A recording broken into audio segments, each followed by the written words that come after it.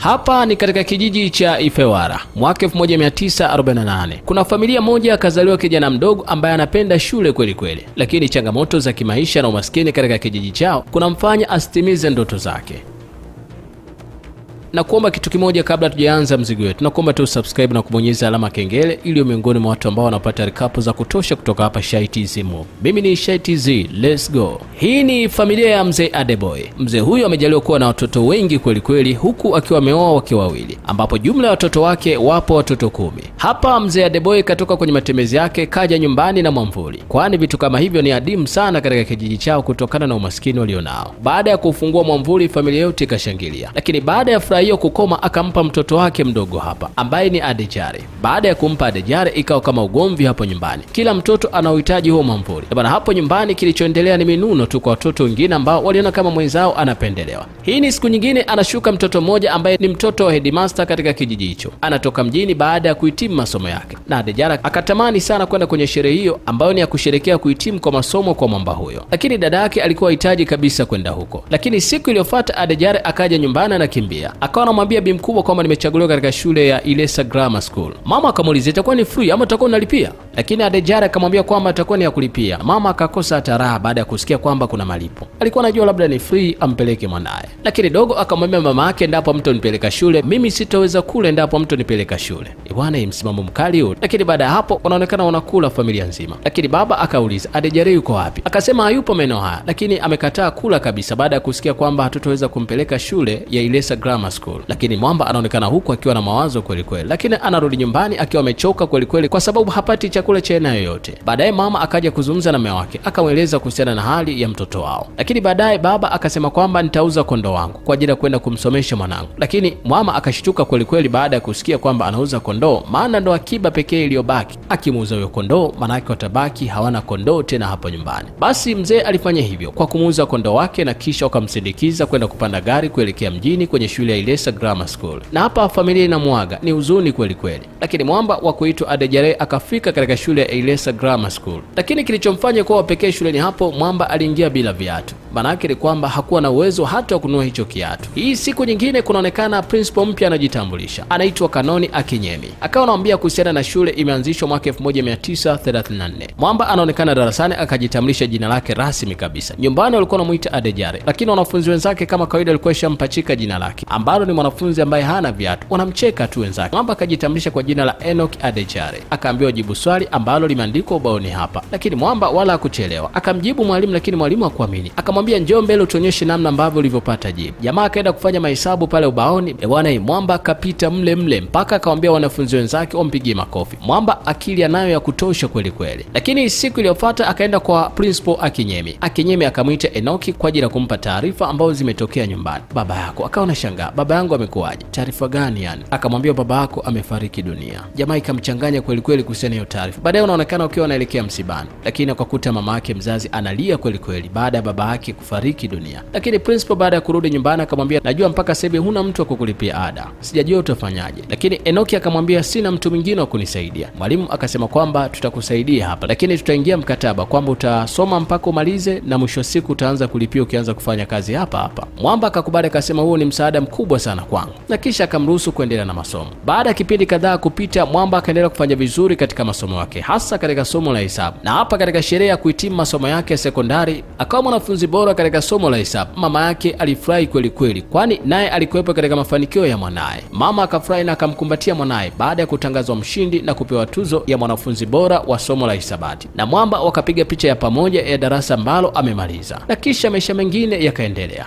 Na hapa anaonekana mwamba ishakuwa mtu mzima sasa, anasoma katika chuo kikuu cha Nigeria cha Nsukka. Lakini hii siku kamtembelea mwalimu wake wa zamani ambaye ni Dele, aliyemfundisha katika masomo ya sekondari. Hapa akawa anaagana na anko wake ambaye anaitwa Foluke. Lakini Dele akamtambulisha Enoki kwa Foluke, akamwambia Enoki, huyu ni mpo wangu. Mwamba akajitambulisha akasema kuwa anatoka chuo kikuu cha Nigeria. Lakini mwanadada naye akajitambulisha kwa jina lake Foluke, anasoma katika chuo cha umishenare. Na hivyo basi wakashikana mikono, lakini Dele akawachanisha hapa, akaona kama wanang'ang'aniana hivi. Kumbe watu washaanza kupendana bwana, lakini Mwamba akaanza kumtembelea Foluke hapo nyumbani. Lakini Mwamba hakuchelewa kabisa kumfungukia hisia zake. Akamwambia ukweli kwamba yeye ni binti mzuri na ni binti ambaye ana sifa za kutosha. Lakini wakati anamsifia hapa, akawa na imagine kama tayari washaingia kwenye mahusiano. Mwamba anaonekana yuko speedy sana kwenye mawazo yake. Kumbe naye Foluke bwana kashazama kwenye mapenzi. Siku kadhaa zikapita, baadaye Foluke akaenda kumwambia baba yake mzazi kwamba amepata mwanaume, yuko tayari kuolewa naye. Lakini baba akasema kwamba haina shida, nataka nimuone huyo mwanaume aliyekuchanganya ni wa aina gani. Lakini Foluke akamwambia nitakuja naye. Hii siku ya kuja naye ikafika. Mwamba anaona aibu tu ukweni hapa, akiwa amevalia zake nguo ya heshima hapa, akiwa amemsubiri baba mkwe. Wakati wa kumsubiri baba mkwe, wengi lilikuwepo la kutosha bwana. Mara ajiandae kwa ajili ya mapokezi, lakini pia kiti akikaliki kweli kweli. Lakini baadaye baba akaja hapa sebleni. Baada ya pale akamsalimia, lakini alitamani kulala chini kwa mila zao za Kiyoruba, lakini baba akamnyanyua akamwambia simama kijana. Lakini pia mzee akuchelewa bwana kumpa jiko. Akamwambia kwamba hakuna shida mwanangu, na kukabidhi mtoto wangu, bila shaka utamtunza. Na wala hakuchelewa kabisa, kilichofuata ni ndoa bwana. Baada ya pale maisha yakaanza, na huu ni mwaka wa 5 wapo kwenye ndoa na tayari wana watoto 3 hapa. Lakini mtoto wao wa pili anaumwa vibaya sana hapa.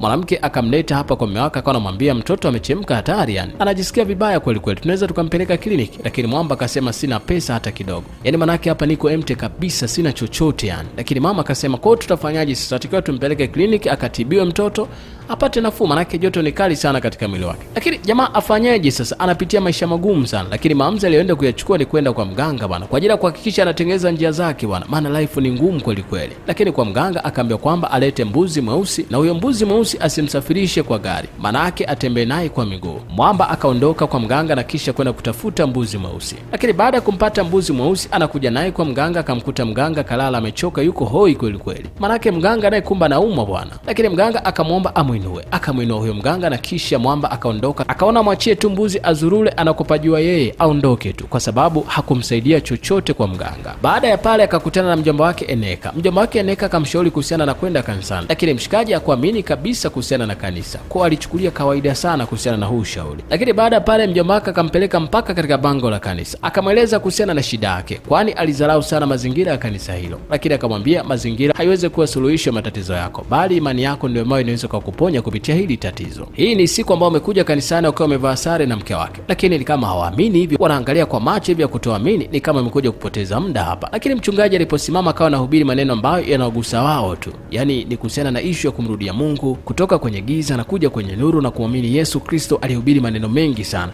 yakawagusa kweli kweli. Baadaye kama kawaida, mchungaji baada ya kumaliza neno akawaita watu wanaohitaji kuombewa, akawaita watu ambao wanahitaji kuungama dhambi zao. Mwamba naye akajivuta moja kwa moja mpaka kwa mchungaji na mke wake, wakaombewa na kisha wakaanza maisha upya kabisa. Lakini mchungaji hakuishia hapo. Ili kuhakikisha watu hao wanaendelea kukua kiimani, akaamua kuwatembelea mpaka nyumbani kwao. Wakampokea kwa bashasha kweli kweli mtumishi wa Mungu. Unaambiwa kumpokea Mungu kukawa kumekolea kweli kweli kwa Enoki. Enoki akaenda kutoa pesa zake zote benki ili akatoe dhabihu kanisani. Akafika pale benki akaongea na keshia, akamwambia nataka nitoe pesa zangu zote kwenye akaunti yangu. Keshia akashtuka kidogo, akampa karatasi kwa ajili ya kujaza fomu, akamwambia jaza fomu kiasi ambacho unakihitaji na kisha saini hapa. Mwamba akarudi nyumbani akiwa ametoa pesa zake, lakini mwanamama naye akasema na mimi nimefanya hivyo hivyo. Wakaunganisha pamoja na kwenda kutoa kanisani hizi pesa ili wazivune baraka kutoka kwa Mungu. Baada ya kufika kanisani, kipindi cha ibada kikao kinaendelea. Baadaye mchungaji akatangaza kwamba wanaotaka kumtolea Mungu dhabihu wasimame, lakini kanisa zima alisimama Enoki pamoja na mke wake mpaka wakaona aibu,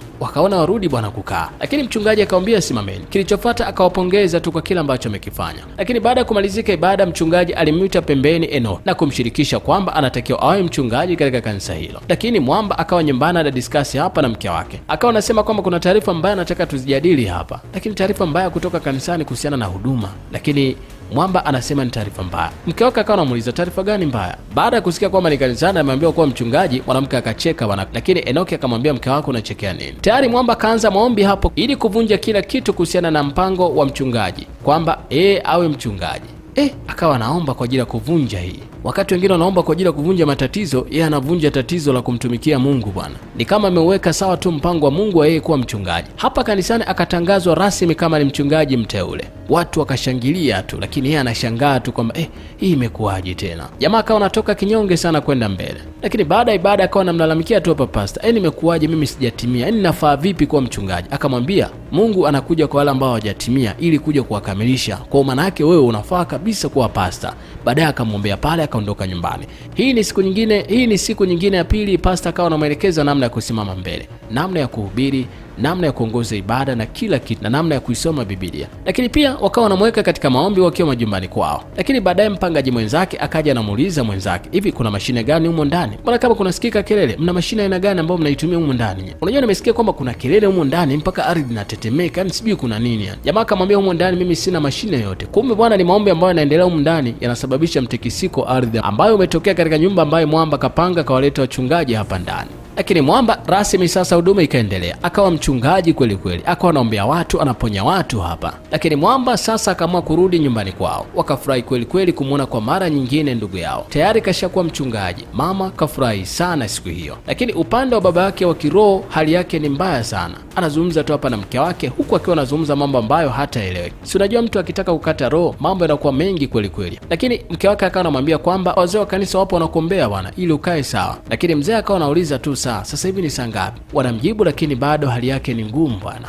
Lakini mbali na maombi, muda haukupita bwana, pasta akafariki dunia. Mama akasikitika kweli kweli kumuona mume wake ameshafariki dunia. Wakati huo pia mke wa Enoki naye yupo hapo nyumbani, akashuhudia mzee wao akikata roho mbele yao. Baada ya kufariki dunia kwa mchungaji wa kanisa hilo, ikawa sasa kanisa halina mchungaji. Maana yake ni kwamba anahitajika ateuliwe mchungaji katika kanisa hilo ambaye ataliongoza. Na hapa katibu wa kanisa akawa anatangaza majina ambayo yameteuliwa kwa upande wa wazee wa kanisa, lakini pamoja na mchungaji kiongozi katika kanisa hilo. Lakini baada ya jina kutajwa la Enoki, ikawa ni kimbembe hapa. Maana yake ni kwamba wazee wa kanisa wanashangaa kusikia jina lake, yani kijana kaja juzi tu. Wao wanachouliza kwamba ni hapa inawezekana vipi yani mtu kaja juzi tu. Kuna watu wamekuja zamani, wamesali kanisani zamani, lakini hawapei hata uzee wa kanisa. Lakini Enoki kaja juzi tu kapewa uchungaji wa kanisa. Hii inawezekana vipi? Wazee wanahoji maswali, ikawa ni kelele tu kwenye ibada hiyo. Lakini mwamba karudi nyumbani akiwa amechoka kweli kweli. Yani ni kama anajiforce kumtumikia Mungu, kwani ni kitu ambacho alikuwa akihitaji kabisa. Lakini cha ajabu, Mungu kataka amtumikie katika uchungaji. Atafanyaje sasa? Akamkumbatia tu mke wake ili kuanza safari mpya ya kuwa mchungaji. Bila shaka umejifunza kitu kwa Enoki. Lakini mbali na kukataa kwa mchungaji, lakini Mungu anamtaka amtumikie kwa muda huo. Na hisi kabisa umejifunza jambo hapa. Kwa recap nyingine kama hii, usikose kusubscribe na kubonyeza alama kengele katika chaneli yangu. Lakini pia usisahau kushare na kulike ili miongoni mwa watu ambao wanashiriki pakubwa sana kukuza familia yetu. Mimi ni Shai TZ, tukutane kwenye mzigo unaofuata.